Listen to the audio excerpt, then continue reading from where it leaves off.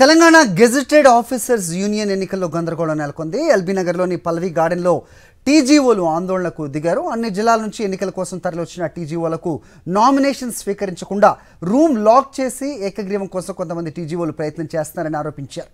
నామినేషన్లు స్వీకరించకపోవడంతో సీనియర్ టీజీఓలు మండిపడుతున్నారు. ఎన్నికల నిర్వహణ లేకుండా ఏకగ్రీవానికి ఎట్టి పరిస్థితుల్లో కూడా ఒప్పుకోబోమని నేతలు ఆగ్రహం వ్యక్తం చేశారు.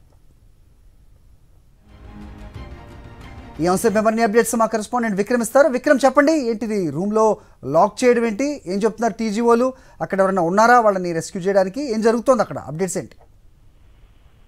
హరి, తెలంగాణ గెజిటెడ్ ఆఫీసర్స్ ఎన్నికల నిర్వహణలో కొంత గందరగోళం నెలకొన్నట్లు స్పష్టంగా అర్థమవుతుంది. ఎల్బీ నగర్ లోని పల్లవి గార్డెన్ లో తెలంగాణ గెజిటెడ్ ఆఫీసర్స్ అసోసియేషన్ సభ్యులంతా కూడా ఆందోళన దిగారు. అన్ని జిల్లాల నుంచి ఎన్నికల కోసం ఈ టీజీఓలు తరలి వచ్చారు. అయితే అక్కడ నామినేషన్లు తీసుకోవాల్సిన అధికారి రూమ్ లాక్ చేసుకొని వెళ్లిపోవడంతో కొంత గందరగోళ పరిస్థితి నెలకొంది. అక్కడ ఏకగ్రీవం కోసం కొంతమంది టీజీఓలు ప్రయత్నం చేస్తున్నారు. అయితే మనం చూసుకోవచ్చు, గతంలో తెలంగాణ గెజిటెడ్ ఆఫీసర్స్ అసోసియేషన్ అధ్యక్షురాలిగా మమత కొనసాగారు. మాజీ మంత్రి శ్రీనివాస్ గౌడ్ కు ప్రధాన అనుచరురాలుగా ఉన్న మమత చాలా కాలంగా టీజీఓ అధ్యక్షురాలుగా కొనసాగుతున్నారు. అదే నేపథ్యంలో ఇప్పుడు టీజీఓ రెండుగా చీలిపోయిందని చెప్పుకోవచ్చు. అధికార కొంతమంది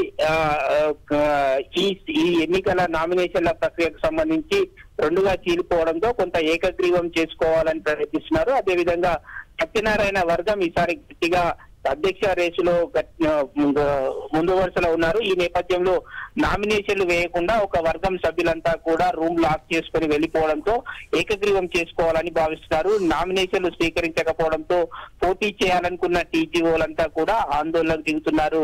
ఎన్నికలలో ఇలాంటి పద్ధతులకు దిగడం పట్ల ఈ సత్యనారాయణ వర్గం అంతా కూడా ఆగ్రహం వ్యక్తం చేస్తున్న పరిస్థితి ఉంది. ఎన్నికల నిర్వహణ లేకుండా ఏకగ్రీవం చేస్తే ఎట్టి పరిస్థితుల్లో ఒప్పుకోమని చెప్పి టీజీఓ నేతలు చెప్తున్నారు. హరి.